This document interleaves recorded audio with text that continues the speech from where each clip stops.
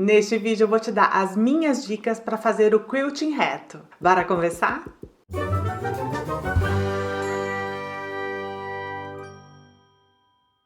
Oiê, eu sou a Lu Panichos. O meu quilting reto é o perfeito? É o único jeito, o jeito certo de fazer o quilting reto? Na minha opinião, não existe isso. Mas eu vou te contar todas as minhas dicas que facilitam bastante e que pode ser que facilitem para você também. Bora lá ver?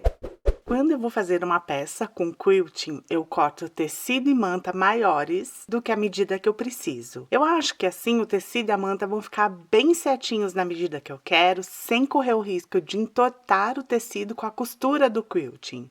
Eu já passei bem o tecido antes de marcar as linhas da costura. Eu sou raiz, eu ainda prefiro marcar as linhas de costura com o giz. Tem calcadores e hastes que pulam essa parte da marcação, mas eu ainda prefiro marcar todas as linhas. Pra mim, dá um trabalhinho agora, mas o resultado fica melhor. As minhas costuras ficam mais retinhas, tendo as linhas para seguir. Para traçar as linhas, eu gosto muito dessa lapiseira de giz que apaga com o calor. É basicamente o mesmo giz panda tradicional, só que em formato de lapiseira, então fica com uma pontinha um pouco mais precisa. Outro marcador que eu gosto muito é a caneta Fantasminha, que também apaga com o ferro. Eu adoro essa caneta, tem uma ponta bem fininha, o traço fica bem preciso. Mas agora eu só tenho a cor rosa, e ela não ia aparecer no azul do tecido. Então, para essa peça, eu vou usar a lapiseira com o giz branco. Como a peça que eu vou fazer é pequena, eu vou fazer um quilting de 4 em 4 centímetros. Em peças médias, eu faço de 6 em 6 centímetros e assim por diante. Eu posso marcar as linhas e usar um ponto decorativo, posso só fazer costuras em um sentido, formando listras. Posso fazer costura em 2 sentidos, formando quadrados, losangos. Nessa peça, eu vou fazer costuras formando quadrados e vou fazer um charminho, daqui a pouco eu mostro. Antes de posicionar o tecido sobre a manta, eu vou marcar as linhas. Eu traço uma primeira linha. Dessa marcação, eu vou traçando linhas de 4 em 4 centímetros. Para fazer isso, a régua ajuda muito, fica super fácil.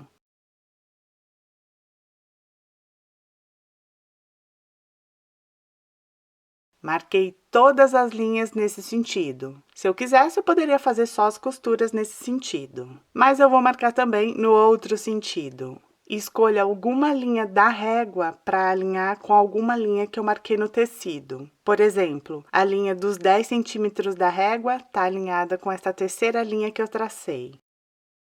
Traço a primeira linha neste sentido. E a partir dela eu vou marcando de 4 em 4 centímetros.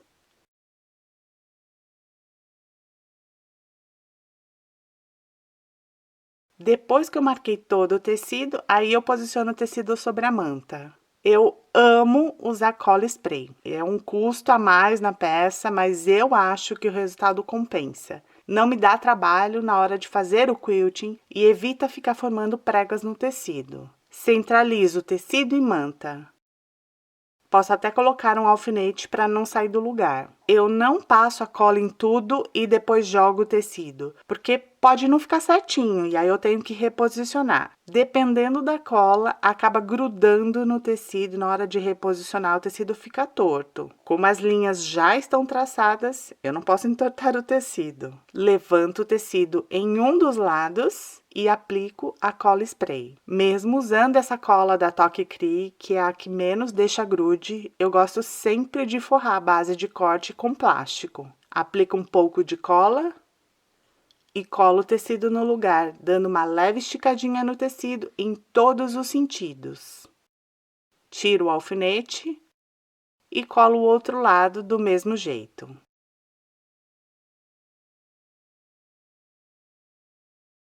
Ainda em alguns pontos, eu ainda gosto de colocar alfinetes para o tecido não sair do lugar enquanto eu estou costurando.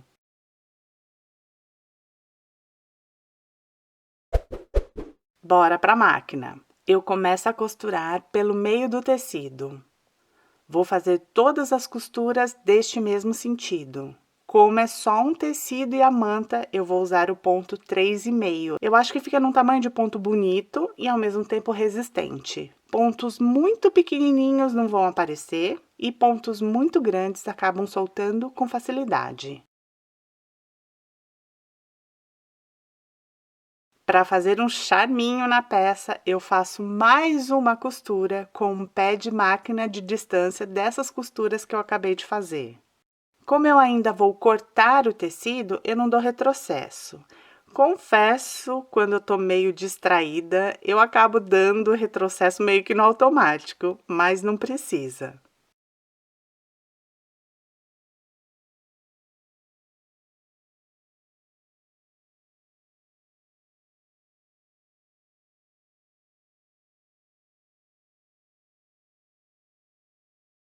E faço a mesma coisa com as costuras do outro sentido.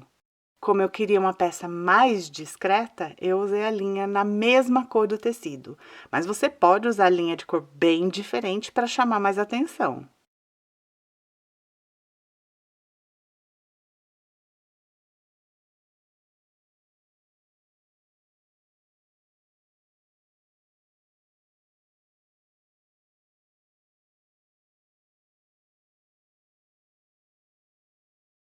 Ficou assim.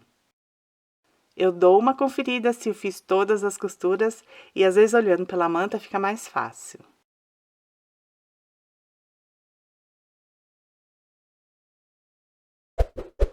Antes de cortar na medida que eu preciso, eu passo a ferro para tirar a marcação do giz. O ferro não pode estar muito quente para não derreter a manta.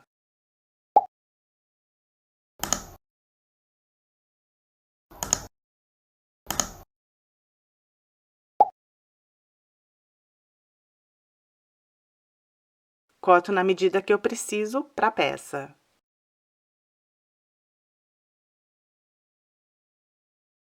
Na hora que eu corto o tecido, acaba cortando também a linha do quilting. E para não correr o risco de descosturar, eu vou fazer um zigue-zague em toda a volta. Mas, se você for costurar a peça logo depois de cortar e tomar cuidado para não puxar o tecido, separando o tecido da manta, isso que faria soltar a costura do quilting, aí não precisa fazer o zigue-zague, principalmente se você usou a cola spray. Eu vou mostrar o zigue-zague caso você queira fazer. Para fazer esse zigue-zague, que é só uma costura de segurança, eu gosto de deixar o ponto mais estreitinho para não acabar entrando na área da costura, para não aparecer com a peça pronta, e eu aumento no máximo o comprimento do ponto. Quando a agulha bate no lado esquerdo, ela pega o tecido e manta, e quando ela bate no direito, ela bate para fora do tecido, abraçando a borda do tecido e da manta. Escreva nos comentários. Peça com quilting deveria custar o dobro, que eu vou saber que você é uma amiguinha real oficial e descobriu a frase secreta. E ficou assim. Tá vendo? O zigue-zague abraça a borda do tecido e da manta, dando acabamento e não deixando a linha do quilting soltar o ponto. Essa parte da peça tá com o quilting prontinho. E antes de costurar a peça, eu já faço todo o quilting de todas as partes. Mas não deixa a tia Lu falando sozinha, né? Deixa nos comentários quais são as suas dicas para fazer aquele quilting reto de dar quentinho no coração. Vou deixar alguns outros vídeos também de dicas para facilitar o seu dia a dia no ateliê. Obrigada por assistir, beijocas, e até o próximo vídeo.